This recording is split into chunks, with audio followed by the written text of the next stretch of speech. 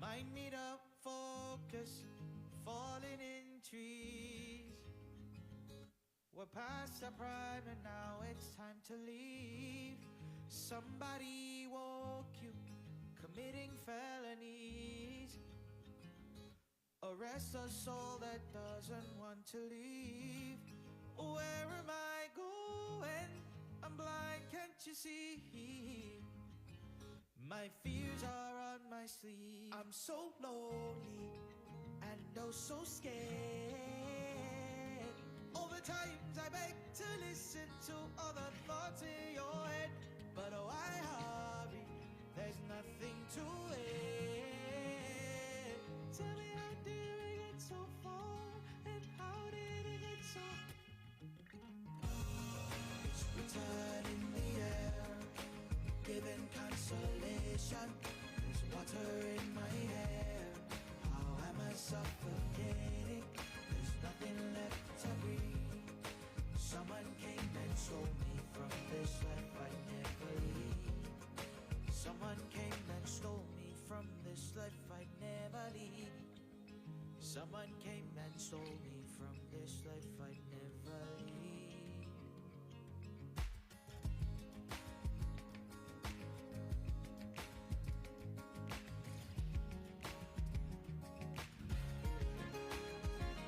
Tell me who were you when you were just a child? I thought I would fly things, but obviously they lied. Citing reasons never seen or never known.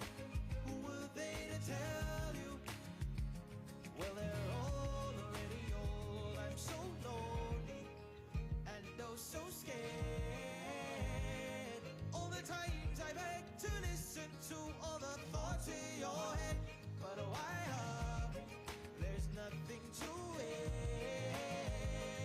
Tell me, how did we get so far, and how did it get so? Tell me, how did we get so far, and how did it get so dark?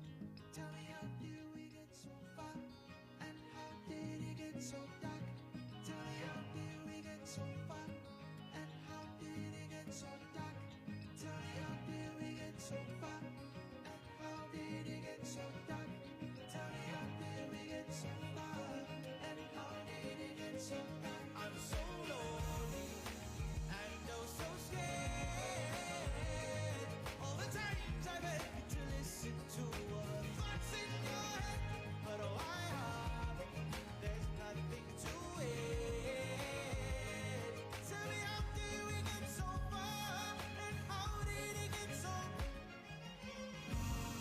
It's written in the air, giving consolation. There's water in my hair. How am I suffocating? There's nothing left to breathe. Someone came and stole me from this life I never leave. And how did it get so dark? It's written in the air, giving consolation. There's water in my hair. How am I suffocating? There's nothing left to breathe. Someone came and stole me from this life I never leave. And someone came and stole me from this life I never lead. Someone came and stole me from this life I never lead. And someone came and stole me from this life I never lead. Someone came and stole me from this life I never lead.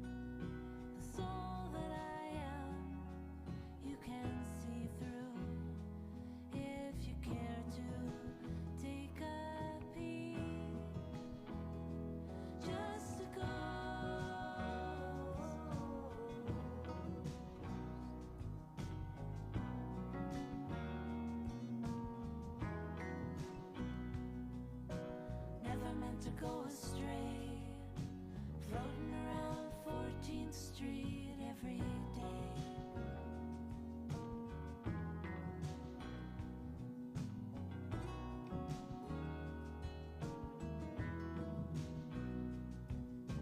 Shopping for tomatoes, stopping at the light. No one even knows me. Still I turned out alright.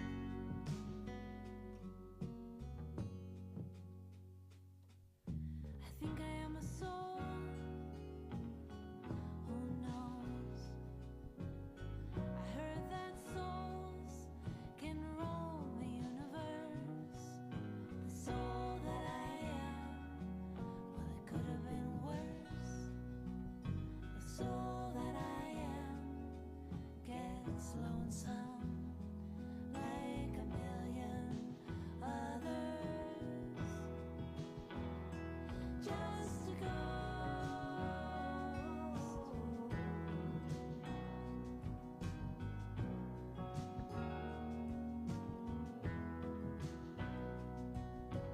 Never meant to go astray. You get your set of cards and you play.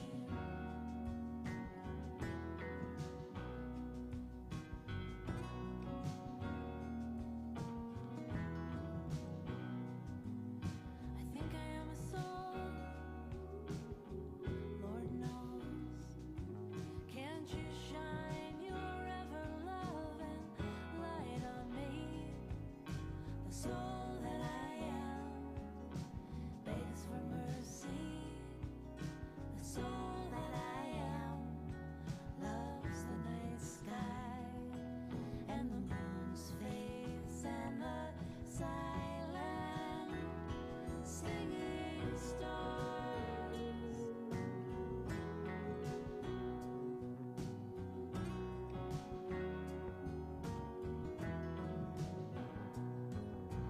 Never meant to go astray, floating around 14th Street every day.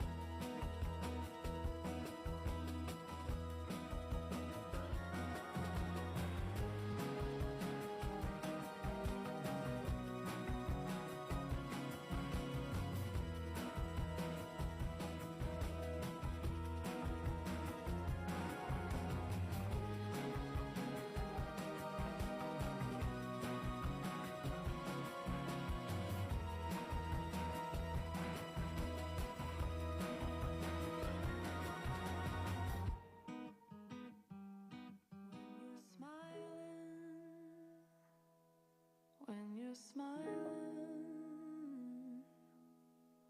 the whole world smiles with you. When you're laughing, oh, when you're laughing, the sun comes shining through. But when you're crying, oh, you bring on the rain. So stop sighing, be happy again. Oh, keep on smiling, 'cause when you're smiling, the whole world smiles with you. When you're smiling, when you're smiling, the whole world smiles with you. When you're laughing, oh, when you're laughing, the sun comes shining through. But when you're crying, you know you bring on the rain. So stop sighing, be happy again. Keep on smiling, 'cause when you're smiling, the whole world smiles with you.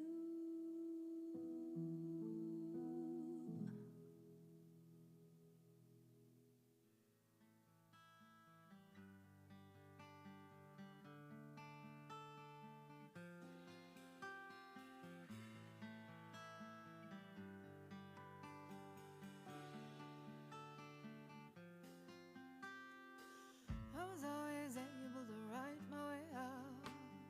The song always made sense to me.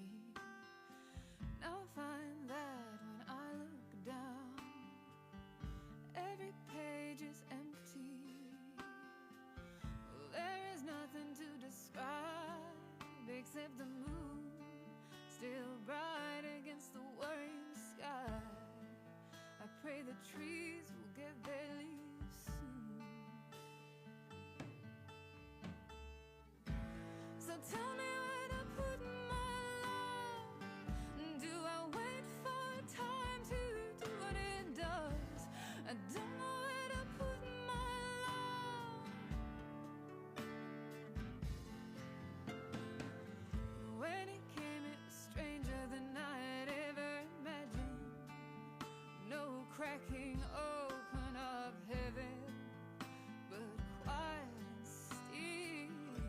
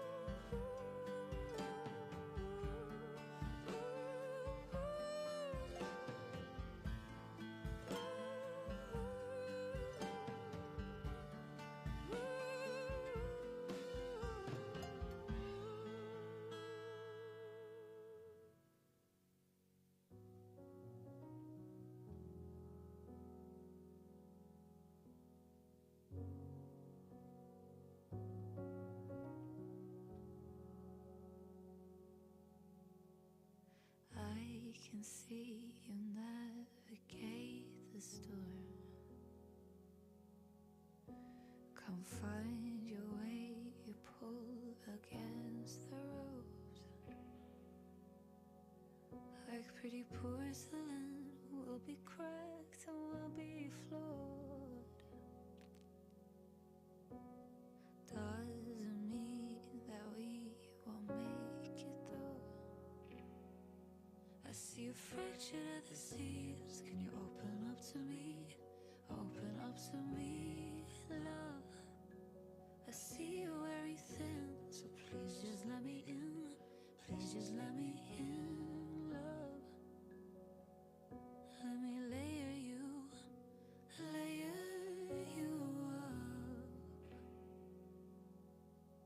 Let me layer you up.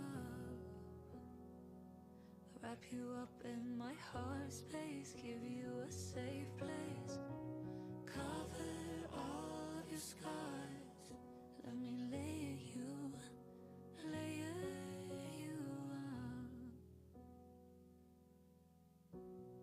Golden from afar, you're shining bright. A closing in is clear, you lost your light. Did it burn out, or did you lose the fight? Is it cold now in the middle of the night? Let me layer you up. Let me layer you up. Wrap you up in my heart space, give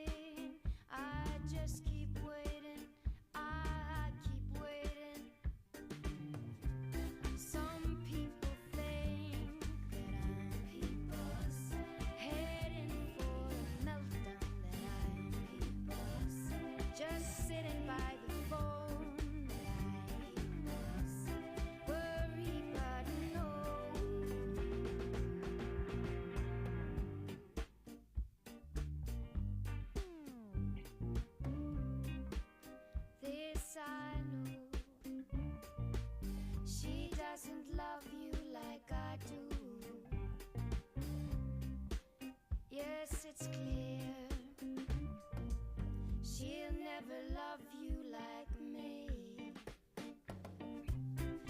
You people say that I'm heading for a meltdown, that I'm just hanging by the phone, that I'm worried, but no, I don't worry 'cause I know people. I don't worry 'cause I know people. Me and dominate people. Me and dominate. Me and my dominate peoples. Me and dominate. Me and my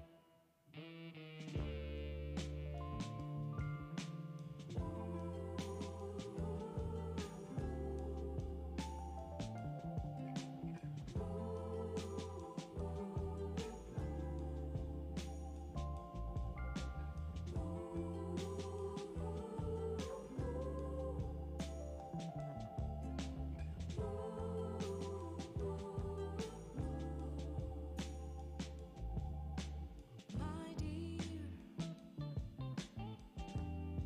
I spot you from my corner.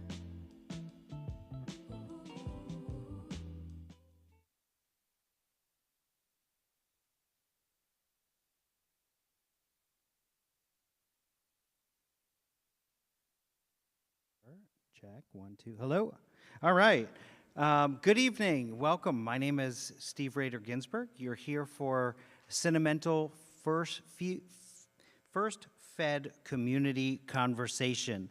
This was named First Fed Community Conversations when First Fed stepped up to help us build this building. And so they are being honored for the next 20 years by having the name of the First Fed Conversations to bring community together over and over again and be as our community bank here. So we thank First Fed, and we've had a few other community conversations this past year. We've had the amazing women of the Olympic Peninsula, and then most recently we had the importance of local journalism. Tonight is Cinemental. And before that, we like to acknowledge that when we gather together, we gather on the land of the Klallam and the Nisquallam peoples, meaning the strong people who have lived and stewarded these lands for over 10,000 years. And then I also want to share with you that there's many things going on. Just keep in touch. If you're not on our mailing list, join our mailing list and you'll find things. We have many no price, low price, moderately priced, and just events happening all the time. Tonight, there is an open mic upstairs that's happening, and so maybe we'll hear a little bit of it in the background, but we shouldn't, because we've designed this theater so we don't hear things when they happen in different venues. But when you are done here, you can go up and join and just watch whatever is happening with open mic. Every week it's different, and there's different performers. We'll also have dinner and drinks available upstairs during that until 9 o'clock. So tonight, Cinemental is a live podcast recording. It's a podcast that investigates popular culture, film, and TV, and how mental health shows up, and then discusses and dissects that from a film and medical perspective. Tonight is co-hosted by Josh and Jeff Jones. Josh was previously the Chief Medical Officer at Peninsula Behavioral Health, and then the Chief Physician Officer at Olympic Medical Center. Jeff Jones is Josh's brother and is a writer, filmmaker, and screenwriting professor. They will open up to questions with questions from the audience, and there are mics. I thought they were going to be here, so I'm not sure where they are. I'll have to get that, let you guys know. If you want to, I'll get it, and we'll get the word out to them so they can tell you. So after, yeah, you'll be able to have that. But I want to hand the mic over right now to Dr. Mark Fisher, who's on the board of directors of Field Arts and Events Hall. Dr. Fisher came here and started his practice as a family doc October 1st, 1980 at 0700 hours at Olympic Memorial Hospital. Come on the stage, Dr. Fisher.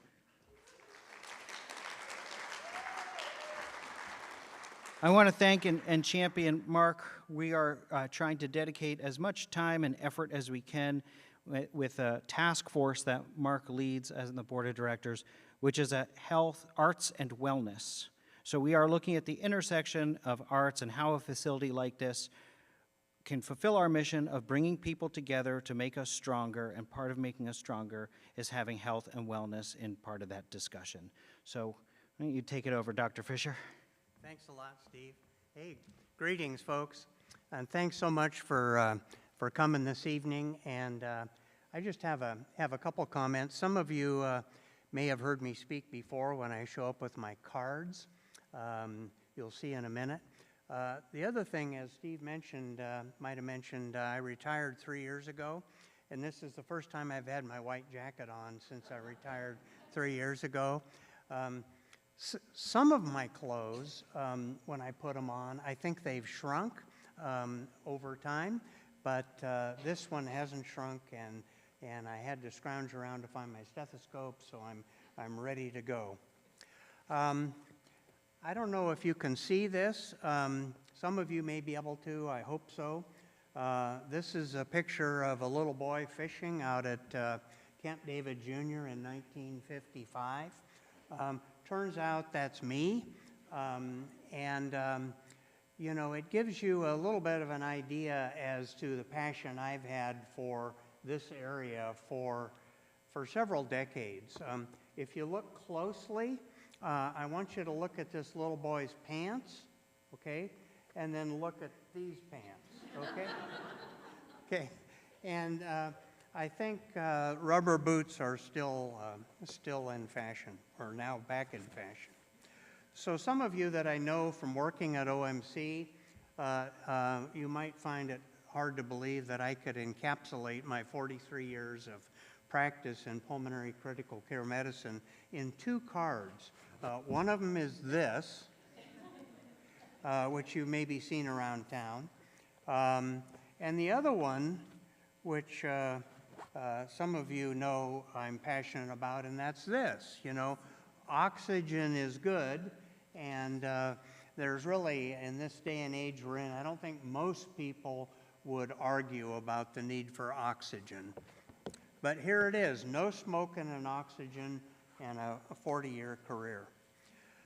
But what we're here tonight to sort of kickstart a little bit is the concept of the arts, and the arts, of course, is cinema. The arts is music, theater, dance, the visual arts, many of which, or most all of which, has been available to our whole community, a cross-section of our community since go live at Field Hall in 2023. And now the concept of the arts and health or well-being, I think, as Steve mentioned, is something that I've been learning more about in my retirement, recognizing that I was trained in a more traditional format. But there's an incredible intersection between the arts and health and well-being. We've had several shows here over the past few years. We've had Samite, a Ugandan refugee who gave us he's been here twice to talk about resilience. We've had a folk singer named Matt Butler who came here and actually toured the prison at Clallam Bay, singing and entertaining out there, and the juvenile facility out in the west part of Port Angeles. We've had yoga classes in the morning here. We've had a community conversation in the past about exercise, fitness. So we've really begun to pave the way for the concept of arts, well-being, and health. The state of Washington also is a leader. Had some great input from Karen Hannon, who's the Washington State Director of Arts WA. And you guys would be interested in hearing that the state of Washington is close to incorporating the app called Arts Pharmacy. And Arts Pharmacy is an app whereby a provider can write an order for a patient to have treatment with the arts. Now, I haven't seen that app in Epic yet or anything like that, but the concept that we can prescribe arts for healing and well-being is pretty big, and stay tuned on that one. So with that, I'd like to turn the show over to Jeff and Josh here. I think we're in for a great story about their venture into podcasts and Cinemental, and I would encourage you, even people like me, I'm not really a sophisticated sort of maven of motion pictures, but there's a lot to learn and see and enjoy from the podcasts, most of which have sort of riveting messages, but you'll see in a few minutes laced with a good dose of levity and humor, which we can all use. So thank you very much. I hope you enjoy yourself.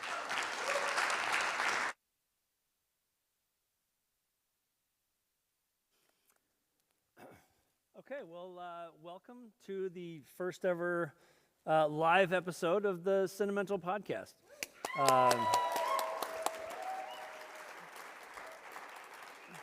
Josh and I have done about 85 of these so far, and sometimes we think we're just talking to each other, which was kind of the idea in the first place. We obviously believe strongly in what we do, but we were like, hey, how do we hang out more? Hey, maybe we should do a podcast. But it's nice to see real faces for the first time. Our podcast is a podcast where we discuss mental health themes from cinema, television, and popular culture. We got a great intro, but I'm Jeffrey Jones. I'm a screenwriter as well as a filmmaking professor. And this is my brother, Dr. Joshua Jones, who as well as being Port and Los Angeles's favorite psychiatrist, is a forensic psychiatrist as well. Thanks, Jeff. You're welcome. And again, thanks to all of you for being our very first live audience. We could not be more excited to that. We usually just talk to each other after years and years of just talking to ourselves. Yeah. And we're really glad you are here. We had two guests on at some point during our run, and we just were like, I don't want to talk to this person. I just want to talk to my brother. We brought experts. It was like, they're so boring. Experts. Who's more expert than us? That's no right. one. We do a little preamble. I need to do it for the podcast, so just bear with me. But we want you to start your week off right with our podcast, so we drop a new episode every Monday morning at 9 a.m. Eastern. You can listen to us wherever you get your podcasts, or you can watch our hottest and spiciest clips and full episodes on YouTube. And occasionally, you can watch us live. Today, we have the absolute honor of recording in front of a live audience at the Field Hall Events Field Hall Event Center. And normally, this would be the part of the podcast where I talk about the film that we're going to cover. But today, we are going to talk a a little bit about something we've never talked about before, and it's why we thought a podcast about mental health and storytelling would be a good match. How do these things relate to each other, other than, by blood with me and my brother? And the quip that I came up with is, understanding mental health shows you the goal, and learning how to tell a story or learning the art of storytelling shows you the path. And it's how you can get to that goal. Yeah, that's right, Jeff. Look, Jeff and I have been telling each other stories, some mostly true, for 45 years that we've been brothers, and we each have had our own mental health journeys. Obviously, I'm a psychiatrist. I've been a psychiatrist for 24 years, but I've also dealt with my own mental health issues, with dealing with major depressive disorder. I'm really good right now, guys. And Jeff with bipolar disorder. I am not. I'm having a little manic. No, I'm kidding. Keep going. One of us is doing great. That's all that matters. We are 50% there. And as we, obviously talked about our journey with each other and have helped each other out a lot, we thought, why don't we take this a little bit broader? Why don't we use the things that we love, movies, TV, and cinema, which we both love, and mental health, which I love from the treatment aspect and we both love from the getting treated aspect, meld those and use those to tell people why it's important that they talk about their own mental health issues. And Jeff's absolutely right. Storytelling is the absolute best way to do this, because in order to go down a treatment journey for anyone's mental health issue, you have to tackle the stories that you have been telling yourself, that you have been told about yourself, and how you're going to start to tell that story in a different way so that you can achieve a different outcome. Something that I tell patients every single day, and that I know Victoria and Jeff and my children are absolutely tired of hearing, is that if you love the results you are getting, that's awesome, don't change a thing. But if you don't, and you want a different result, you have to look inside yourself and decide, what are you going to change, because yours are the only actions that you can truly control. And I think Cinemental gives us the opportunity to use stories to help people see that. We also think it's really important that people see and hear two pretty successful, pretty, quote, strong, middle-aged white dudes tackling their own mental health issues and talking about it in a way that is destigmatizing and approachable. So, yeah, I'm pretty shameless. So as soon as I was diagnosed bipolar, I just told everybody, because it was like, it was just something interesting about myself. I was like, hey, turns out I'm bipolar.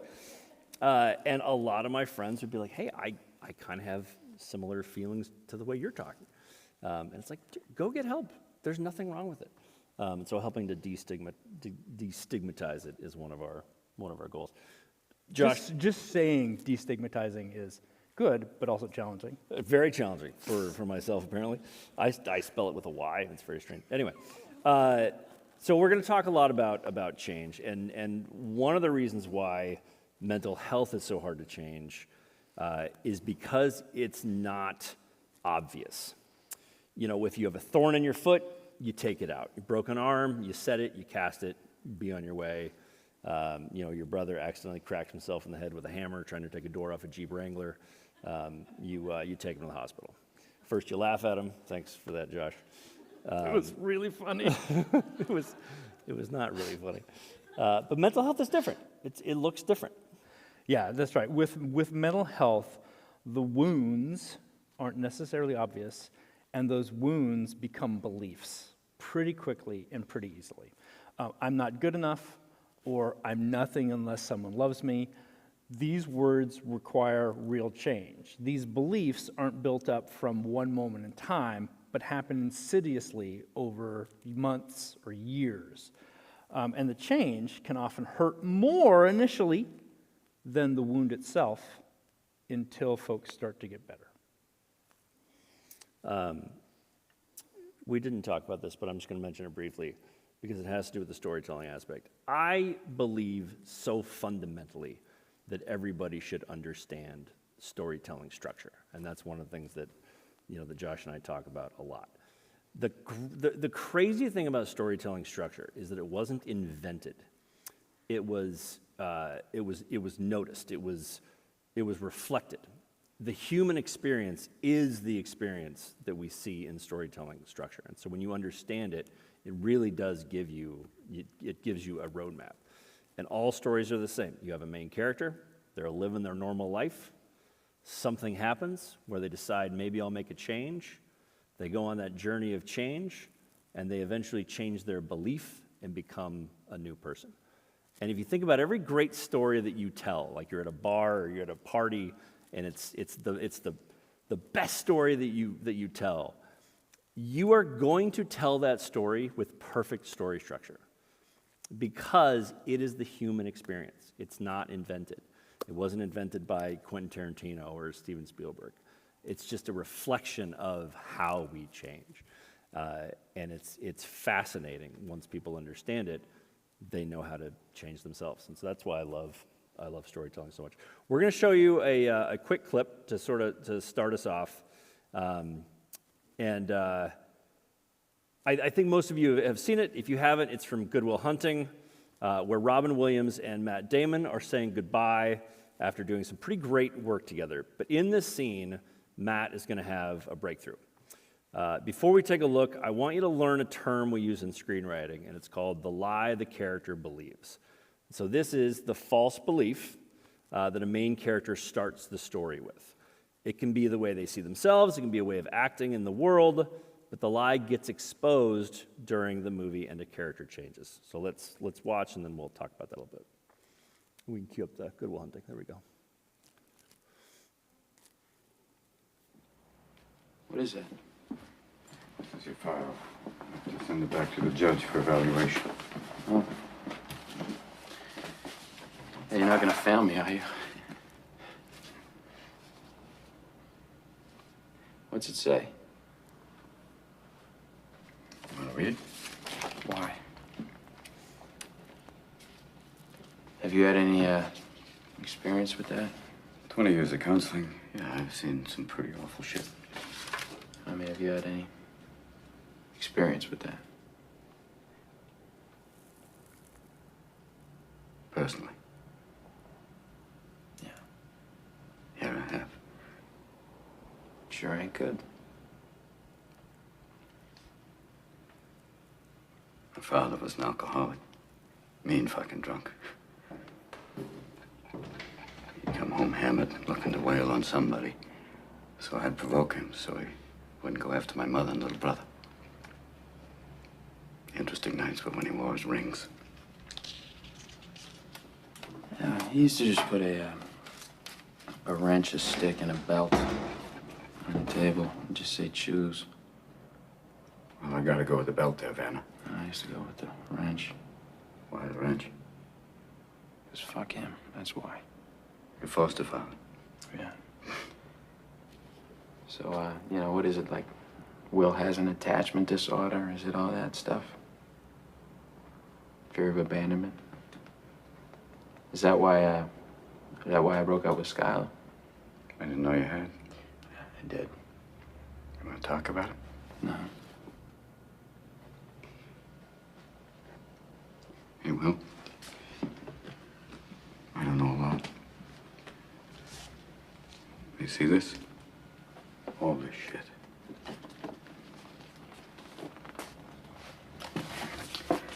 This is not your fault. Yeah, I know that. Look at me, son. It's not your fault. I know. It's not your fault. I know. No, you don't. It's not your fault. I know. It's not your fault. All right. It's not your fault. It's not your fault. Don't fuck with me. It's not your fault. Don't fuck with me, all right? Don't fuck with me, Sean, not you. It's not your fault.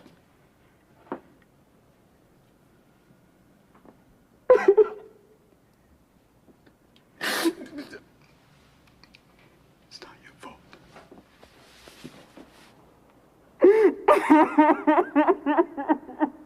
Oh my God.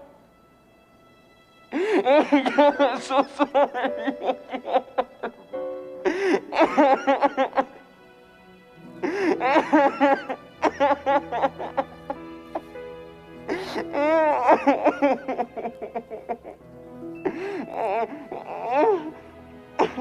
Fuck them, okay?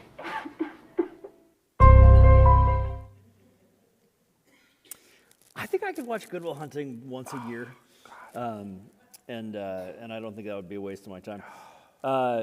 Josh, why did we choose this clip? What's the lie here that Matt Damon believes? I forget his character name, but it's Matt Damon. Yeah, it's Matt Damon. Yeah. Wow, every goddamn time, that gets me. So look, the lie is obvious, the change is obvious here, but the journey was really hard to get here. If you've seen the movie before, you know that this was not their therapy session. He initially rejected it, but the scene's success here hinges on Will finally lowering his guard and choosing to accept a corrective emotional experience where he allows Sean, the therapist played by Robin Williams, to provide him the safety that he lacked in childhood. And by eventually dropping the intellectual armor and the sharp-witted deflections, he stops fighting the process and allows the relentless repetition of "it's not your fault" to penetrate his core trauma. This shift from resistance to vulnerability illustrates that while a therapist can stay in the pocket of intense emotion, true healing requires the patient to take the courageous step of trusting the therapeutic alliance, that is, the coming together of the therapist and the patient. Look, while their breakthrough is admittedly clinically messy due to major red flags like physical boundary violations and Trapping him in the corner isn't something you do? Yeah, things like that. Gotcha. His cowboy style, it highlights the moment that a patient stops running and embraces the hard work of therapy, where ultimately the transformation happens because Will stops treating the session as a battle that he can win and starts seeing it as a relationship that can save him. And that's why that clip is so important, and that's why we go back to it all the time. Do you use the term breakthrough? Yeah. Yes. And you would consider that a breakthrough? That was a breakthrough, yes. A breakthrough is not the end point, Right. and a breakthrough doesn't heal things, but a breakthrough is a time when that therapeutic alliance has allowed the patient or the client to see something that probably the therapist and others have seen for them, but that they can't be told. They have to find. They have to experience themselves. And it helps to have a trained and experienced therapist, like portrayed and like Robin Williams did, to help get you there. And so, like you said, this was not their first session. Right. What if he had cornered him in the room on his first session? Terrible idea. Right. Terrible idea. Yeah. Wasn't a great idea here either, because they had some physical violence, and Sure. even here there was some physical violence. I mean, Matt Damon did indeed lash out at him. Yeah. But they had built up such a trusting relationship that I believe that the therapist here felt like it was okay and it was time to go ahead and, take that risk. Do you think something like that is ever okay? Or was this just Hollywood being Hollywood? I don't think it was just Hollywood being Hollywood. There's certain therapeutic boundaries that you have. There are certain best practices in therapy.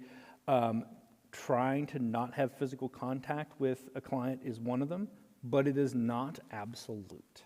And there is a constant interplay between what is best practice and what is best for the patient. Yeah. And in this case here, I mean, that was pretty damn good. What would you do if somebody asked you for a hug? It depends. It depends on where we are on the therapeutic process. It depends on who they are. But I have hugged patients before. Yeah, absolutely. Oh. Yeah. I've not done a lot of like, week after week after week therapy, like they have done. I have in my career treated a lot of chronically and persistently mentally ill folks, for whom a lot of people recoil from any physical contact with them, and in many of those cases, it was the absolute most therapeutic thing I could do to put a hand on their shoulder, give them a hug if they wanted one, etc. Yeah, one of the massive differences between cinema and real life is in cinema we think that that's the end. We think that he's had his breakthrough and now he's just going to live a different life, and that's obviously not realistic. He's going to probably need a lot more therapy. You're going to need to build on that breakthrough. There might even be some reversion to the false belief, but it makes for a great moment. And having the story lead to that breakthrough, I think was very well done, and obviously the movie was well received. This is another reason why we talk about this with the backdrop of cinema, is that because it's actually safe and accessible to do. I can't talk about any of my patient interactions, due to a variety of laws and confidentiality. In order for us to get a good sample size of, things that we can demonstrate, here's how it works, we go to cinema. And I think it actually works even better because the imperfect portrayal of, what do they get right, what do they get wrong, and what should you know about this, does give us a lot to talk about. We can take almost any movie. I'm shocked at the movies that we have taken and done an hour and a half on the mental health implications of it. For instance, K-pop Demon Hunters. We did a whole hour and a half on that and could have gone longer. Yeah, I mean, K-pop was one of my favorite movies of the year. I mean, it was an incredible look at shame. If you haven't seen it, by all means, go see it. Also, please watch Big City Greens on Disney Channel. That's another mental health-laden show, and my wife happens to be the star, so anytime you watch, I make money. So please check that one out as well. Okay, Josh, should we move on to our movie of the week? Okay. Okay. So I want everyone listening to keep in mind the lie the character believes. We're going to come back to that as we talk about our movie this week, The Devil Wears Prada. Who's seen The Devil Wears Prada? Yeah. Okay, there we go. Where's my Prada heads at? There was some debate about whether to do Devil Wears Prada or Twilight. Did we make the right call? There you go. Who would have rather heard Twilight? All right, so one person would have been thrilled. But they were loud. Yeah, they would have sat front row, though. Yeah. We could totally do What About Bob at some point. I have a real problem with What About Bob? So let's do The Devil Wears Prada. Let's do The Devil Wears Prada. Well done, segueing back, well done. Okay, so The Devil Wears Prada is obviously the story of a brilliant fashion editor played by Meryl Streep who's forced to mentor an aggressively unqualified woman who hates fashion, fears hard work, and dresses like a depressed park ranger. Despite Andy's constant incompetence, Miranda patiently teaches her professionalism, style, and ambition, only for Andy to quit the second that she becomes useful. Okay, Boomer. I oftentimes do the wrong plot summary, and that's kind of just a fun joke for Josh and I. Yeah. Okay. So it's all the opposite of that. If you haven't, do you want to give an actual synopsis? Or? I don't. They've seen it. Okay. They let us know All through applause. But tell us the mental health stuff we're going to talk about today when it comes to Devil Wears Prada. Okay. So we're going to talk about how to deal with a toxic boss in a toxic workplace situation. We're going to talk about generational differences in the workplace and how they may not be all that you think that they're cracked up to be. We're going to take a crack at all you millennial haters and teach you why you're wrong. We're going to talk a lot about resiliency as it relates actually to any situation, specifically here in this workplace dramedy, and how you can build it and why the concept of resiliency is so important. Okay, so in the movie, Anne Hathaway is not at all prepared to work for Miranda Priestley. You don't necessarily know what you're going to walk into when you go to work for someone. Josh, what's a universal skill that people can develop before entering the workplace? Remembering a coffee order. Just work on memorization. Just remember that coffee order. Absolutely. Great. Yeah. What I think we all need to work on, and what I'm really glad that I'm seeing see my kids work on, is resiliency and adaptability. And we'll talk more about what those are and how to define them. But the more that you can be ready for anything, even the unexpected, the better you're going to be. Let's frame it. We're going to watch a clip from the movie to help us frame this a little bit.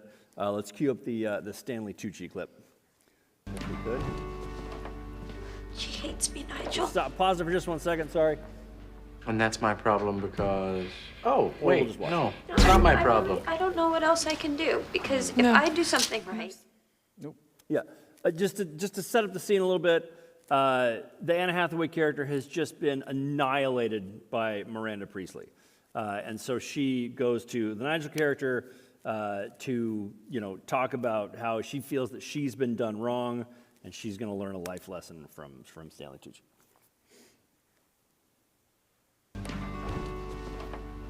She hates me, Nigel.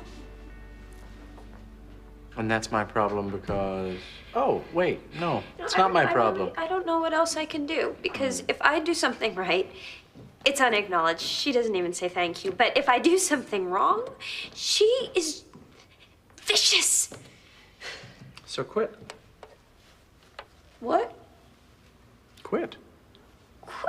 I can get another girl to take your job in 5 minutes. One who really wants it. But no, I don't want to quit. That's not fair. But I'm just saying that I would just like a little credit for the fact that I'm killing myself trying. Ugh, Andy, be serious. You are not trying. You are whining. What is it that you want me to say to you, huh? Do you want me to say, poor you? Miranda's picking on you. Poor you, poor Andy. Wake up, 6. She's just doing her job. Don't you know that you were working at the place that published some of the greatest artists of the century? Halston, Lagerfeld, De La Renta. And what they did, what they created, was greater than art. Because you live your life in it. Well, not you, obviously, but some people. You think this is just a magazine? This is not just a magazine.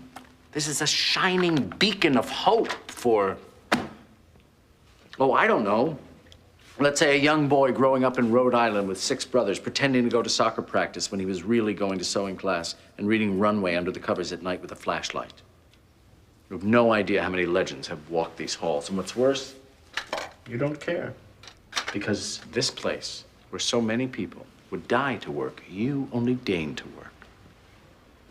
And you want to know why she doesn't kiss you on the forehead and give you a gold star on your homework at the end of the day. Wake up, sweetheart.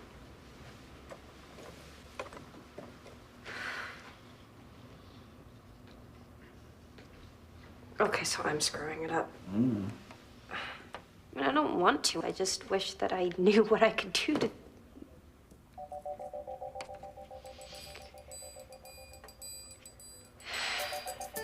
Nigel. Nigel. No. And there we see a lie the character believes.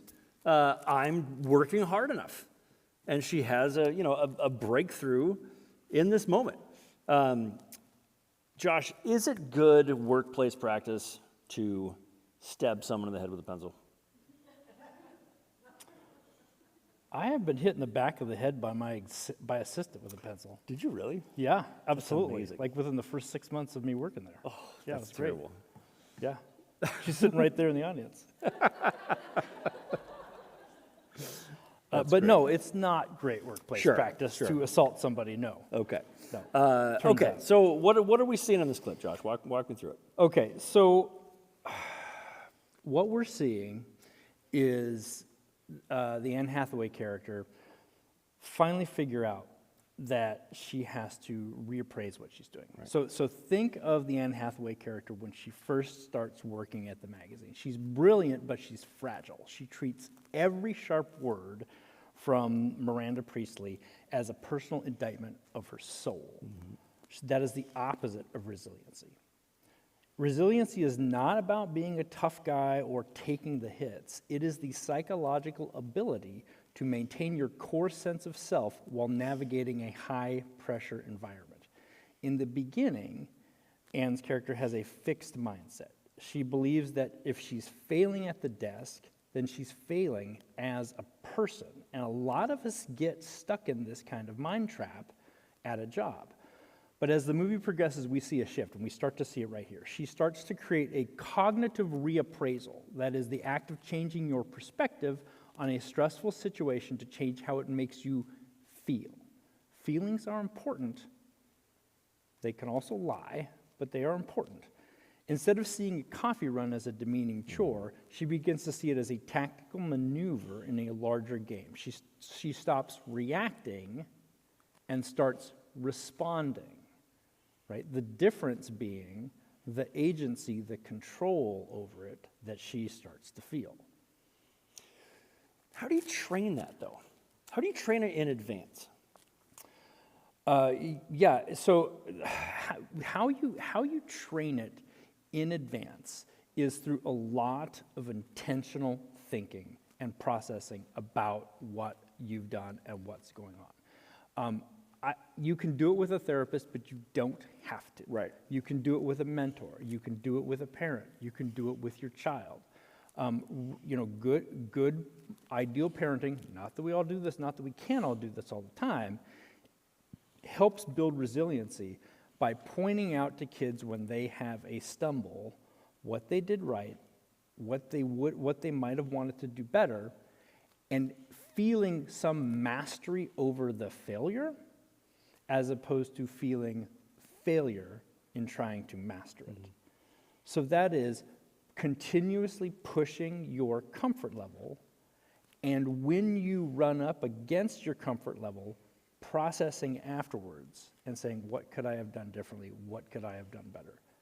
There's no quick and easy way to build resiliency. Yeah. I sure wish there was.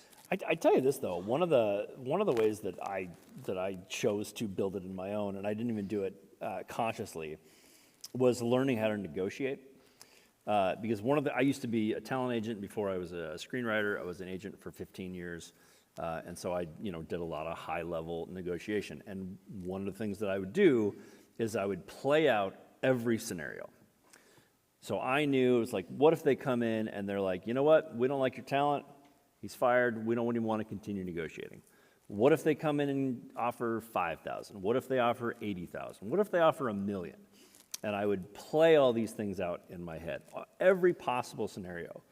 And I think that you can do that when you start a job, to think, what am I going to do if somebody wants me to go get a coffee? What am I going to do if someone says something inappropriate? How am I going to respond in those situations? It's a little reductive, but there's some great negotiation classes online. I forget the man's name, but he used to be a negotiator for the FBI. Chris Voss, he teaches an amazing class on negotiation. I think before anybody enters the workforce, either take a class or do some sort of work in negotiation. I think it's a good way to build resiliency. Yeah, that is one way to do it. There are others, but the real importance of resiliency is that it gives you agency. Mm. And agency is exemplified in The Devil Wears Prada by Anne Hathaway's character, by the end of the film, being resilient enough to realize that while she can do the job, she doesn't have to. And she ends up walking away, not out of weakness, but out of a strength she built in that fire. By taking a hard look at herself with a trusted colleague, Stanley Tucci's character, taking the honest feedback, not crumpling from it, but using it, and being able to take the criticism that you don't want to hear and use it to build resiliency. If you don't build that internal shock absorber of resiliency, you'll spend your entire career letting your boss's bad mood dictate your worth. It's the boundary that keeps your job from becoming your jailer. Do you think it's fair to say that people have similar issues with bosses that they do parents? Is there a lot of overlap? Oh, absolutely. Yeah. That is called a transferential reaction, which is just fancy Josh Jones talk. I didn't make the word up, but Jeff always gives me shit for saying using 10-syllable words when one-syllable word will do. But it simply means that you're taking some emotions that you used against one person or got from one person in the past and are using them with this new person. The boss as parent is a very obvious transference one, and it happens a lot because they do control some things in your life. In our capitalist society, you look for your boss's praise. You worked hard for your parents' praise. You got certain things that you need to survive from your boss or corporation. You got things you needed to survive from your parents. You feel really bad when your boss is disappointed in you. You feel really bad when your parents are disappointed in you. You can see the parallels. They're very easy to identify. Once you understand them and can see through them, it's a lot easier to understand what is going on in the relationship with the boss, which is not a relationship with your parent. Yeah, I mean, you and I both did sports forever. And I remember thinking that my coaches, I felt similarly about them that I did, our parents. And I actually still think that getting your kids into sports is one of the best ways that you can teach them life resiliency. Because it's a place where you're putting them in a competitive environment. And business is competitive. It just is. It is a dog-eat-dog world in business. I've run some businesses. I've run some divisions of my agency.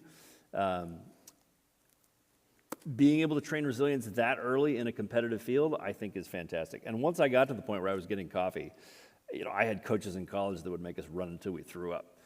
So if I had a boss that couldn't do that, felt pretty great. I was happy to get coffee. I had a completely different mindset. And I'm not saying you should get with a coach who makes you run until you throw up. But I certainly, was trained. I felt very well trained in resiliency going into the workforce. Yeah, but you also shouldn't think that a coach who makes you run until you throw up is a bad coach or a toxic coach. Either. Why? Tell me more about that. That seems like that's pretty toxic. Well, if the point is to make you throw up, Right. then yes. But if they are training you in such a way that is one of the side effects of the training, I mean, that happens. And That's fair. If it's bound by the supportive environment, environment that, hey, wow, you really gave it your all there. That was really impressive. We'll dial that back next time. Right. That's different. You don't think it's inherent that if a kid throws up, they were pushed too hard? Not necessarily. Maybe I don't either. Maybe they ate like 2 pounds of blueberries before going and working out. That's actually an inside joke. I love it. Okay, Josh, something that you're going to hear in the workforce a lot is, at this job, we're more like family. Is that bullshit or is that a good company? Total bullshit. Yeah, it's total bullshit. In fact, and I know a lot of people really cringe when I say that. In fact, I've had a lot of people who I've worked with and who I was the boss or the supervisor over really get upset when I say, I'm not trying to be your family. I don't want you to look at me as a family member, because it's not a familial relationship. And I truly believe that it is a byproduct of our capitalist society that organizations, corporations try to make it feel like a family, because it is a form of manipulation to try to get you to do things that to try to extract from you as much resources as possible for paying you as little as possible. I'm not a communist, but it is just, that's just the system we have. That is the goal of the system. And I think if we were a little bit more honest about that, we might have a little bit higher functioning society. Yeah, I think that somebody saying that, it's a pretty good indicator that they're either a master manipulator or they just haven't gotten good management training. One of the things that I saw a lot in my time at the agency was when agents would get promoted, they would want their assistant to be their best friend because they didn't know how to manage them. And so they didn't know how to set those boundaries. They were a little bit lost at sea. They hadn't gotten the guidance, and so they wanted someone to be very close to them and be their confidant and have this almost sisterly or brotherly relationship, which is inappropriate. So a good boss has good boundaries, and that's certainly what we look for. Yeah, this is something I just don't get, and I've never really gotten it, is why people do look to, call relationships something they're not. Like, oh, they're like a sister to me. I mean, on some level, I get that, but on another level, why is it not enough to just be, man, they're a really amazing friend, or man, they are a really amazing coworker? I mean, in many ways, to me, having an incredible colleague is in some ways more valuable than, having like a really close relative. No offense. Yeah, but don't you think it's kind of human nature to want a deeper connection with whoever's in your circle? Yeah, I've never really understood people, Jeff, so. That's fair. My marriage is a very classic Hollywood story. I was an agent, she was a client. But you spend all your time with these people. You spend your time, at work. So if you happen to meet and fall in love, I don't think that that's necessarily an issue. But we're still married. We're still doing good. I think it's just really, again, at this company, we're like family. It makes me cringe. And, I agree. And it makes me really want that company to take a hard look at themselves to determine if they really, truly are a healthy company, if they really, truly do have the psychological safety and the transparency that, we know good companies succeed with, and not some kind of weirdly transferential, familial bond that doesn't work in the workplace. We didn't talk about talking about this, but what do you think about the concept of managing up and whether or not that's an important skill to have in the workplace? It's an incredibly important skill to have in the workplace. So what do you mean by managing up, though, for everybody? For me, when I was in a position where I needed to manage up, I was the assistant to a very busy agent, and I would try and foresee the issues before they happened. I went so far as to knowing what my boss's mood was going to be, depending on variables, and I would do the things to remove those obstacles so that my boss would have a good day and be an effective boss. I think in this case, to what we were just talking about, where someone is, like, oh, we're here, at this company, we're like family. There are things that you can do to create that separation, which is probably a good thing without alienating the boss. Those are some of the things I mean by saying managing up. Yeah, so back to your original question, is it a good skill to have in a corporate setting and a company setting? I absolutely think so. Yeah.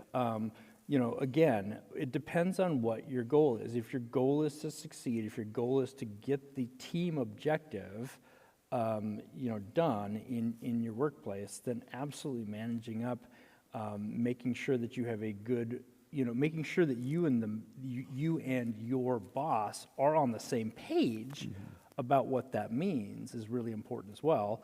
That really is incumbent upon the boss to set the tone of how psychologically safe that workplace is.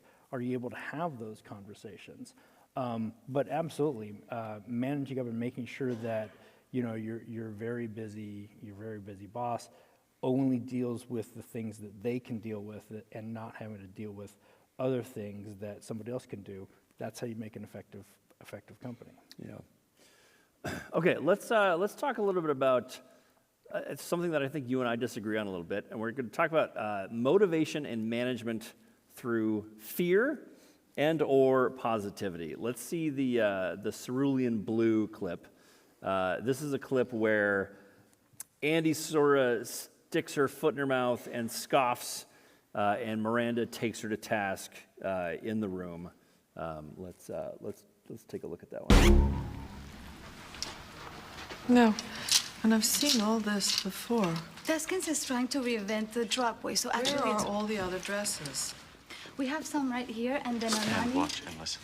And I think it can be very interesting No. with... No, I just...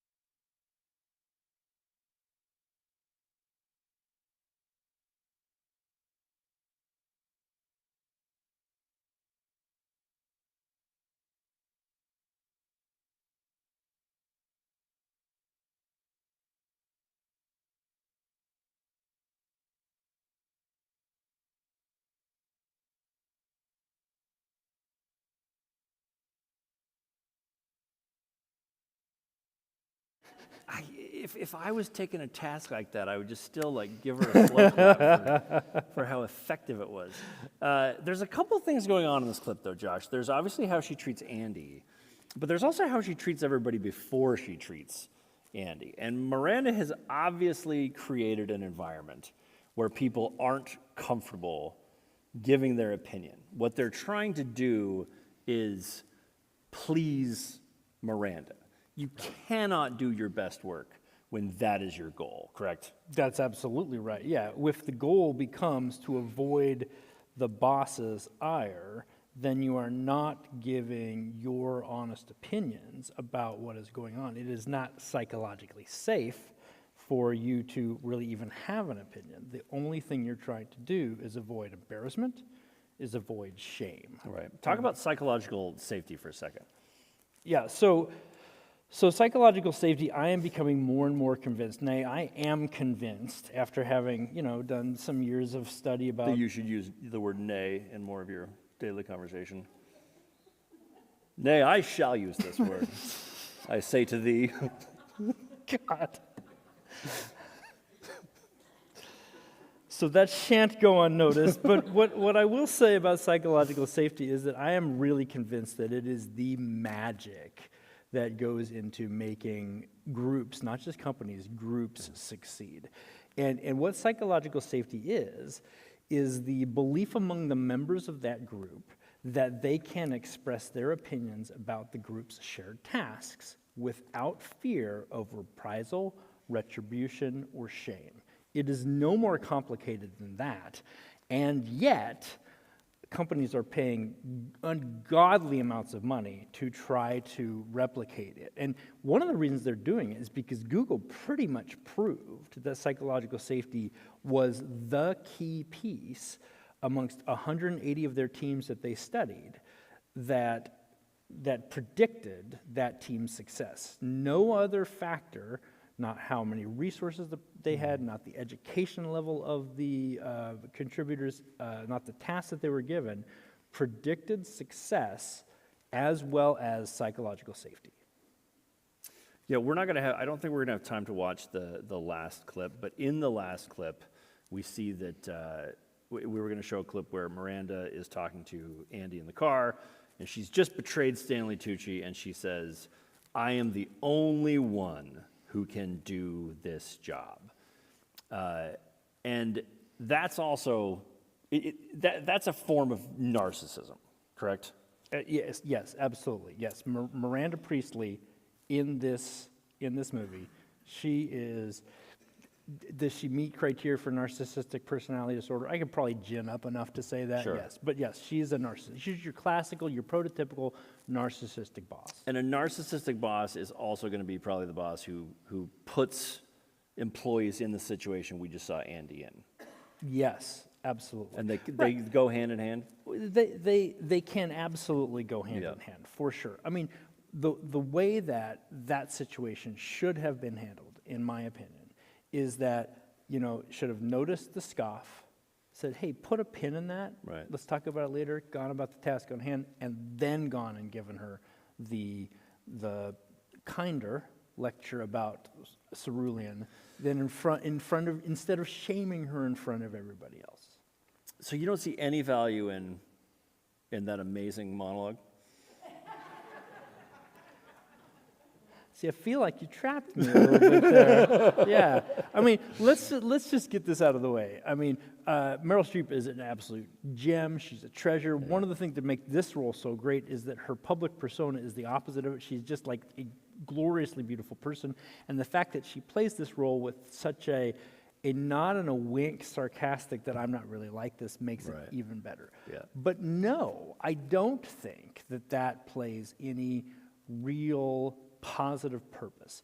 You may have gained a tiny short-term gain, but the long-term trust deficit that you're going to have to make up with that employee far outstrips any short-term gain of putting them in their place. Everybody knows Miranda Priestley is the god of this. Why do you have to show it over and over again? No, and look, I've been a leader for years. I've made tons of these mistakes myself. I'm not saying that that it's easy to come to, but a leader, as esteemed as Miranda Priestley, could probably be doing even better if she ran a healthier organization. Look, that's totally fair, and it's hard to be the person who comes down on the side of being a dick. And yet you do it often. I'm going to right now. I just remember times in the agency world where all of my assistants are sort of champing at the bit to steal my job. They're very competitive. They're very hungry. And there were times where it was just not even easier, but it made sense to kind of toxic wording, put them in their place. And I did think that occasionally there was value for that.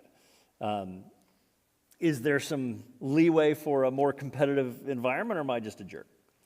Well, look. I mean, I think that there's short-term gains, right? And we look at this. When we're talking about the leadership culture that you want to create, there's this trust deficit or trust credit that you can get by how you treat your employees and how transparent you are with them, right? And if you are, if it sounds like you were in a structure that was dog eat dog. True. You were not in charge of everything. Right. You were beholden to a boss in this situation, I happen to know. And the culture that they made was pretty toxic, to use a word that I hate. And so you were responding. I mean, I remember these conversations. You were doing the best you could, but you were also in a situation in which it was not psychologically safe. And in fact, to try to pretend it was psychologically safe by exposing yourself and saying, here's what I really think we should do, was dangerous for your livelihood. That's absolutely true. And yeah, and I went behind my boss's back and I signed clients, and that's how I became an agent. Completely destroying the magic of what you thought being an agent was like. Yeah, absolutely. Okay, so you just said that you hated the term toxic. Can you give me some bullet points, though, about how to deal with a quote-unquote toxic boss? Yeah, I mean, there's some just very straightforward, basic techniques to use. I'm not, letting everybody in a little secret here. It just makes sense if you think about it. You want to find true allies. They may or may not be inside your company. They may not be safe to have any true allies inside your company. Which is what Anne does with Stanley Tucci. She finds an ally, because the Emily Blunt character is not going to be her ally under any circumstance. No, absolutely not. Yeah. Stanley Tucci he was in a fairly good position and kind of messaged to her that he could be an ally. So find an ally to talk this stuff through. But what you're going to have to eventually talk through if you find yourself in a toxic work environment with a narcissistic boss is you're going to have to decide what your boundaries are. And I've had this conversation with lots and lots of friends who are dealing with difficult work situations, is that HR is not necessarily your friend. Therefore, they are there for the company. You're going to have... so important, though. That is so important for everybody who has ever worked at a company to realize. Yes, HR is the place where you go to tell people, but ultimately they work for the company. They are there to protect the company more so. I have had some issues with HR in the past where I thought HR was going to be more on their side, but it's like, nope, they are there to protect the company. Yeah, they're there to make sure that the company doesn't get a very hefty lawsuit. But you're going to need to decide how much you're willing to bargain, to take. Right. You're going to have to decide at what point does this not meet your needs and leave the job. And I've had to have this conversation with several of my friends, several people that I know. It'd be like, you're not going to change this company. You staying there and saying, well, it's the principle of the thing. I was saying, when I have said in my life, it's the principle of the thing, I have ended up apologizing 100% of the time. You're not going to change that environment on your own. You're going to need to decide if it's worth it or when to get out. And that's really just the uncomfortable fact. And that's what the Andy Sachs character, what Anne Hathaway's character needed to come to. Yes, she was able to figure out a little bit about how to survive, and she decided it was worth it to try to survive in that toxic situation and that with that narcissistic boss. It didn't make her boss any less narcissistic. Right. She increased her resiliency and able to be adaptive to it, but it didn't change who Miranda Priestley was. It just gave her some more clarity to decide when to quit. If you've seen the movie recently, if you'll recall, she actually was going to quit twice before. She actually ended up quitting and decided to make the choice to stay in that company. And ultimately became the best version of herself. She was a lot stronger. She understood the importance of buying into, whatever it is that she's trying to do. And then when it became a bridge too far, where, Miranda says, well, you're like me, she says, no, I'm not, and has to walk away. It's just, I think it's important to know that, like, a toxic boss doesn't necessarily mean that that's bad for you. You can learn a lot from the experience of having a toxic boss. One of my best bosses was a toxic boss because he let me sign clients on the sly, and I became an agent very quickly because I learned some of his lessons that were very sharky and used my own moral compass to balance out the rest. I was a very successful agent. I got out on top. I had a number of clients towards the end. That particular boss, he's in jail. He was he went to a different company and embezzled like $1.5 million from the client. Was he the Yohimbian user?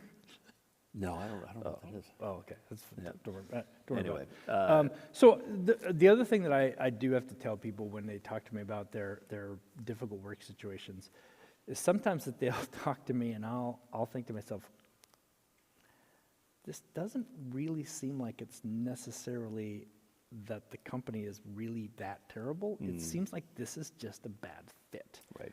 And that's got to be okay too. It can't be this black and white view that either I'm good and the company's good, or I'm good and the company's bad. Nobody ever thinks that they're bad and the company's good. Right. But it's got to be okay that this is just not the right fit. And that's okay too. And sometimes that's difficult to come to, especially when you've developed this me versus them identity in the workplace. Yeah, I think most people have used the term, they're a toxic person. Very few people have used the term, I'm a toxic person. And there's some come to Jesus that we need to have with toxicity. But you guys all heard Jeff say the words, I'm a toxic person. You guys heard it. I've had my moments. Okay, Josh, we're coming up on what I want to be Q&A time here. Question time, yep. Yeah, but just very quickly, I do want to talk about the younger generation because I think that this is really important. There's always a point in time where a generation looks at the generation beneath it and says, man, they suck. And you and I both agree that this is a misnomer.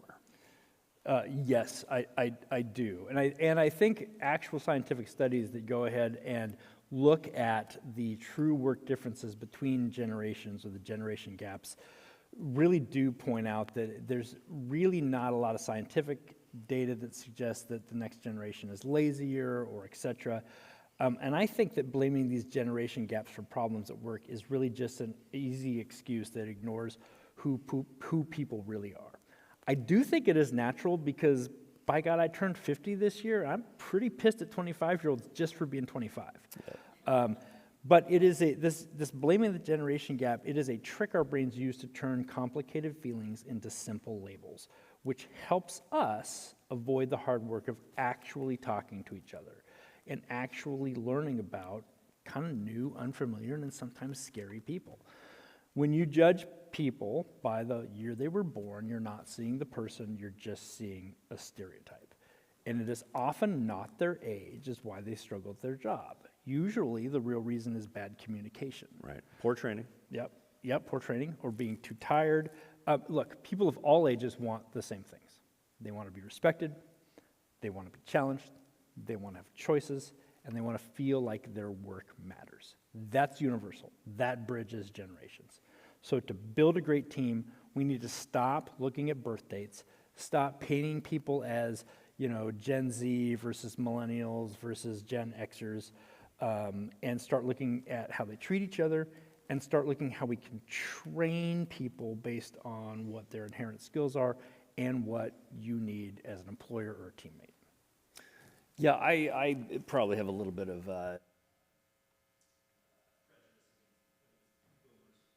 apologize if there's any boomers in the room. But boomers would whine about the generation they raised. Well, that's the trap too, it's right? Like these were your kids. That's the trap. Well, why aren't they prepared for life? You tell me, buddy. We're the ones who raise the generation. We're the ones who teach the lessons of the generations that we're complaining about. Right. It's a trap, and I understand why we do it because it's easy to label the other, and it's easy to say that, well, my generation was the greatest generation, etc. But it's lazy. Yeah. But Gen X was the best generation. That's what I say. Yeah. Yeah. Okay, we wanted to give you a chance to ask questions. You can ask questions about entertainment. You can ask questions about mental health. You can ask questions about the Chicago Cubs. I really don't care. But we wanted to open it up to anybody that might have a question. There's a couple mics towards the front. We love to engage. We love to interact. I'm a teacher by trade. Josh loves to talk about mental health. We'd be really honored if somebody would by all means, step up. Just go to the mic. If you have a question, please go to the mic, and we'd love to answer some questions for you. What is your favorite Cinemental podcast episode? Oh, that's a really good question. What's my favorite Cinemental podcast episode? Well, I can absolutely tell you that it's going to be this one. For sure. Do you have one? Honestly, I loved the K-pop episode. That movie was so above and beyond excellent with its story structure and told a really powerful message about shame that I think every kid needs to hear. We are trying to figure out the world when we're growing up, and we're trying to figure out how we fit in. And K-pop was such a beautiful movie about standing out and accepting who you are. And for some reason, it's so hard to do that as a young person, and it becomes our quest in our 20s to fight against it and fully embrace it. And it's like, let's just embrace it from day one. To rage against that machine. Rage against that machine. Yeah. Yeah. So, by all means, I don't think it's age inappropriate. Listen to the K-pop Demon Hunters episode. Theo, you're a very brave young man for being the first person to ask a question. Everybody give it up for our friend Theo. Oh, we got our second. They're coming. I have a question. It pertains a little bit to what we just watched on the screen for us with The Devil Wears Prada, but something that I personally struggle with is imposter syndrome. Love it. So what are your thoughts on imposter syndrome, and how do you work through those efforts to keep going in your process? That's a great question. So imposter syndrome. The question was, what about imposter syndrome, and what do you do to keep going through imposter syndrome? If you're not familiar with imposter syndrome, congratulations, you're the one. But what we mean when we say imposter syndrome is this nagging feeling that no matter how qualified you actually are for what you're doing, that someone is going to find out how unqualified you are, which matches how unqualified you feel. I will tell you this example. First of all, I still deal with imposter syndrome. I always have at times. I can remember, when I was the chief physician officer at Olympic Medical Center here during COVID, and we would be making some really, really important decisions that affected all of your lives, and we'd make some decision using the best information we had, and I would look around the room and whisper to somebody, when are the adults coming to tell us what to do? So it still affects me. As I know it affects you, we've talked about it on the podcast. I think that the evidence suggests that the best thing to do is to just push it down. No, that's absolutely the wrong thing to do. The best thing to do is to give it words, to talk about it to a trusted ally, to talk about it to somebody, not in a am I qualified sort of way, asking for validation, but this is what I'm experiencing. Do you experience it too? Finding out that other people felt the same way is so empowering. Yeah, I think that's very well said. I deal with it all the time as a writer and director. When do you know it's okay to put your work out in the world? And I watched people who I thought were less talented than me just have the chutzpah to get their work out there. And I was like, man, everybody's an expert. I also think there's a really powerful lesson in the strength and confidence to admit what you don't know and to ask. As a director, I don't know what everybody on set does. And the first few times that I directed, I just had to admit to my DP, I don't know what you're talking about. Please tell me what you're talking about. And they were like, and then they told me, and now I knew what I was talking about. But I did it in a way that wasn't apologetic. I did it in a way that wasn't sort of like scared trying to pull them to the side. It was just like, don't know what that is and need to. Come on, what's the info? And there was a hey, it's okay to not know that people on set sort of appreciated. I think that's a couple different answers that hopefully were. I think there are 3 key characteristics to being a good leader. Nay, 4. Sorry, I just wanted to bring back the nay. I will tell you on the morrow. But there are 3 key characteristics to being a good leader, which are also simultaneously 3 key characteristics to battling your own imposter syndrome. One is humility. The second is transparency, and the third is curiosity. And these are not things that I have necessarily practiced at all times in my leadership journey. I think that the secret sauce now, and I really, really try to do this now, is to say when you don't know, and when you don't know, be curious about what the answer is, and then when you do find out what the answer is, be really humble to the person towards the person who taught you that answer. I disagree with humility. Really? Kind of. Are you pointing at me? Yes. Hi. So first, a compliment. Your podcast on the California fires was wonderful. Yeah. Thank you very much. Do you remember it? Oh, yeah. I lived through it. It was very scary. I know. It was absolutely amazing. Gave us more than any of the reporters gave us. So my next question for your brother, when you were in that world of dog eat dog, who were you? You know, I became someone that I respected, but I had some pretty bad mentors when I first started. And so I learned a lot of lessons in doing things the wrong way. And, I've had to forgive myself a little bit in terms of that. And I'm not talking about anything incredibly unethical, but, I would steal people's clients. I would call people who I knew were represented and sell myself that I could do it better. I lied to casting directors, claiming I was an agent, or better yet, lie by omission. And tell them, hey, I work at this agency. And they're like, you're an agent, right? I'm like, so the person I want to pitch you today is so-and-so. At first I was very sharky, but I didn't like that side. And so, I made some different choices. But no, I was a little bit of the dog eating the dog at first. And it's easier to be less sharky once you have an established business.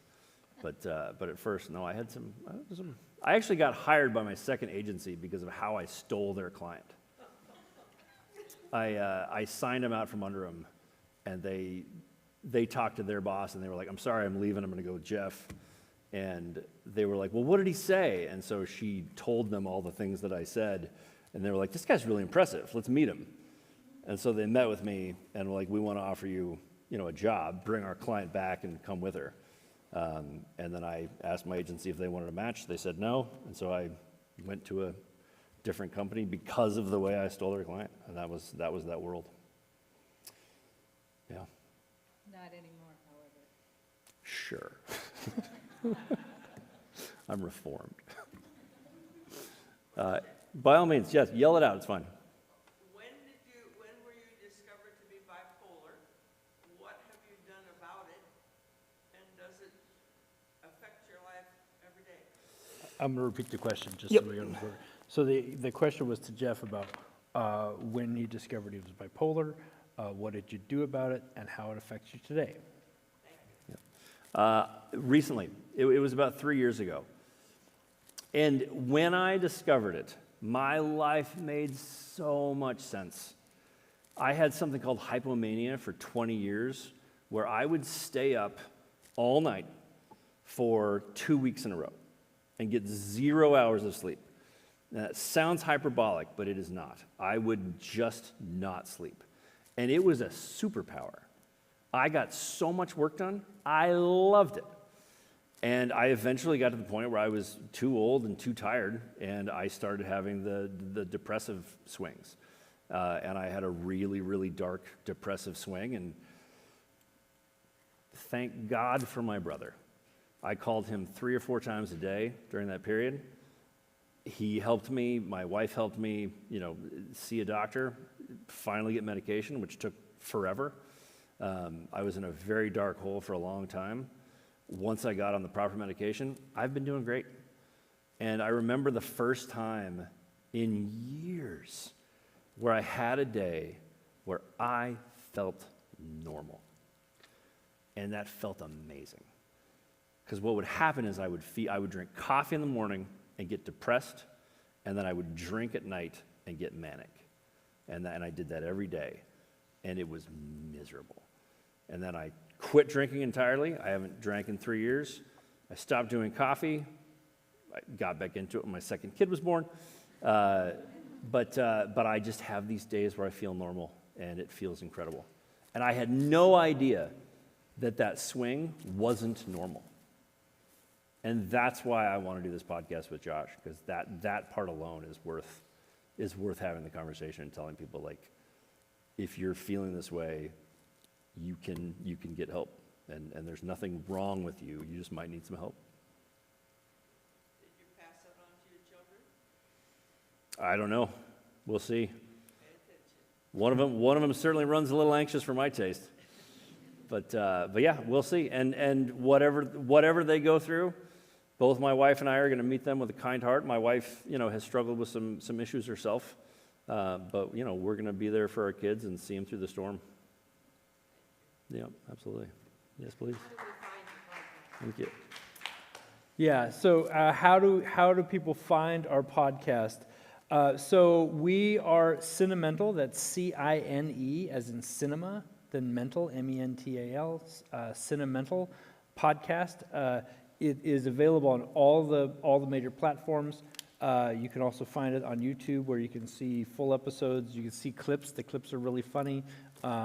You can look at our ugly mugs again if you really wish. You can Google Cinemental podcast, and you'll find us. We're got over 1,000 subscribers now on some platforms. We're starting to get, we're not huge. We're not in this to be famous. We're in this to, make a difference. So, but thank you for your question, Kate. Yeah. Yes, ma'am. Hello. Hello. I wanted to find out how often are mental health professionals consulted in filmmaking, screenwriting, and have you seen any movies where actually they could have used some of that that consulting? It's so funny. I'll let you answer the second. Thank you for that question. part. It's a great question. Yeah, the question was how often are mental health professionals consulted in film and television? It doesn't happen enough. There's no doubt. And a little bit of that is the laziness of the screenwriter. Screenwriters like to tell stories. They don't necessarily like to do research. And so what you will see often is they'll be influenced by previous cinematic works and not good medicine. And so you'll see lies and tropes handed down from movie to movie where people haven't done the work of consulting with mental health professionals. Now, that being said, Law & Order SVU was a show that Neil Baer showruns, and he was a doctor and a mental health professional who was consulted on Law & Order and then ended up making his own show. And so that, they do a pretty good job with that one. But it's not enough. It's not enough. And they get it partially right, but this is a lot of what Josh talks about and debunks. Yeah, let me give you an example. So multiple personality disorder is not a diagnostic term that we use anymore. We use the term dissociative identity disorder, or DID. And one, not the only reason, but one of the reasons that the terminology was changed was that the concept of what multiple personality disorder was so corrupted by Hollywood's portrayals, especially in made-for-TV movies, that even the mental health professionals, psychiatrists, physicians who were trying to treat it had their own views of what it was, corrupted by the inaccurate portrayal. So it was one of the reasons why they renamed it. Jeff and I have this debate frequently on the podcast. Hollywood's job is not to get mental health issues right. It's to make money. So if we demand with our dollars that they get it right, they will get it better. The unfortunate part is we don't know. Yeah, well, we don't know if they're doing it wrong. There's that. And so that's why we're here. That's, the tagline to our show is, what did they get right? What did they get wrong? And what do you need to know? What did they get right? What did they get wrong? And what do you need to know? Do you feel in some ways it contributes to the stigma towards mental health? Oh. So the question is, do we feel that the inaccuracy contributes to the stigma in mental health? Yes. Period. You can pretty easily draw a connection to most mental health issues through some form of entertainment. I mean, what advertising does to women is just so cruel and brutal. And there are countless studies done to say that these things do affect young women, and it's awful. So there should be a come to Jesus when it comes to that. It's a little tongue-in-cheek what we say about Hollywood, doesn't have a responsibility, to get it right. They do, but their primary responsibility is to entertain. And so they're not going to let the truth get in the way of a good story. But Hollywood needs to take some responsibility for that stuff, and that's a lot of what we talk about. One of my biggest problems with the stigma and the stereotypes that Hollywood draws on is the idea that a person with schizophrenia is inherently dangerous. Mm-hmm. And the truth is that a person with schizophrenia is far more likely and has a much higher risk over the general population of being the victim of violence than they have risk over the general population of committing violence. And I just hate that because some of my favorite people I've ever met have had schizophrenia. Right there, and then we'll go to the back. You, sir? Or, sorry, I can't see very well. Did you have your hand up? Okay, then we'll go to the back. So I got a pretty big mouth, so I don't need the microphone. So one of the things that it's not so much a question, it's more of just a way I approach things, what I talk to my children, is never judge unless you walk a mile in their shoes. Sure. That's always been a strong philosophy. I try my best not to let other people's negatives affect me negatively, because I don't know what they've been through. I don't know why they're doing what they're doing, because I don't walk in their shoes. And I wanted to use the Devil Wears Prada as an example.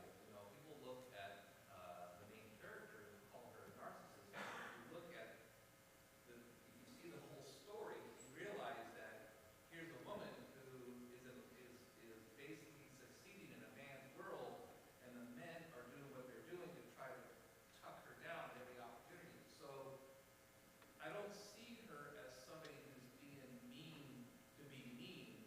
I think it's just somebody who's being consistently strong and teaching others, like the way she was teaching Andy, because at the end of the movie, she actually respects Andy because she kind of opened up to realize that she was much more than she realized she was when she first started.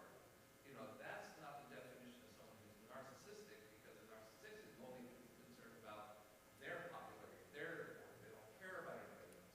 So, when you look at a toxic environment, which is to sustain it, when I look at it in an environment where it's not the most pleasant, I try to look at what they're going through and how that response came at me. Maybe they're not trying to be a particular way. It's just, hey, this is the way it is because this is what's happening in my life right now. Yeah, and that's a fair assessment of how to manage up.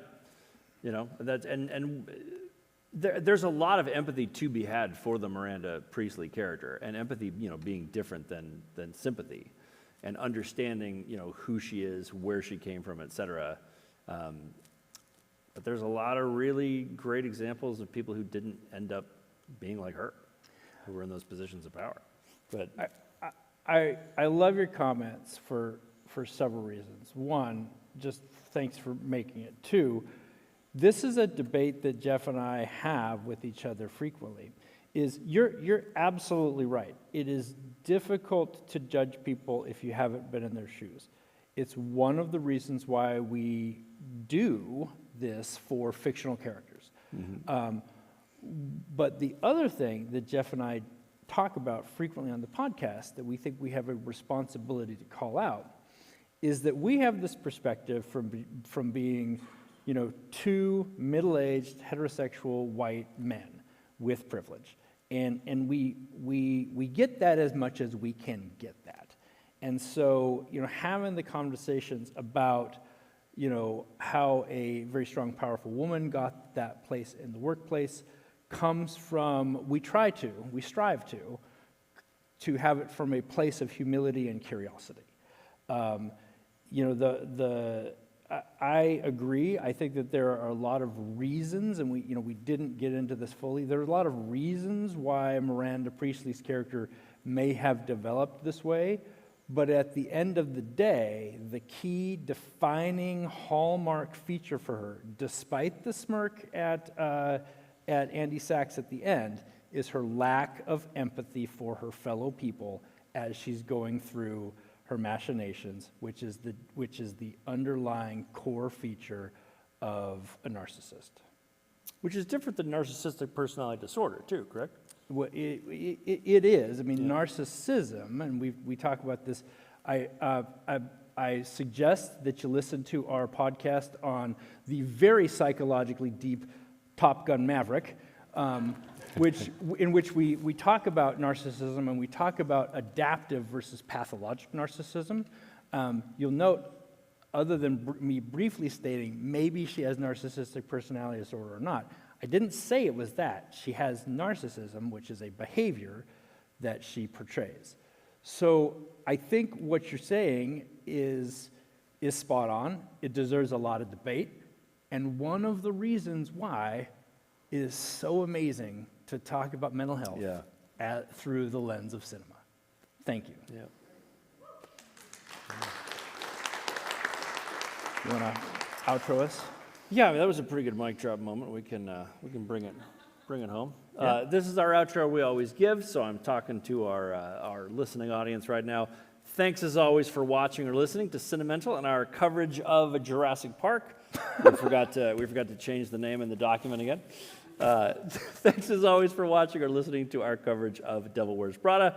Cinemental is produced by me, Jeff Jones, and edited by David Haverty. If you like this episode, please subscribe anywhere you get your podcasts. You can watch clips of Cinemental on YouTube, where we would love to hear what you could like. Yeah, I have this saved. I know. And I got the first part, so we're good. Thank you very much for coming out.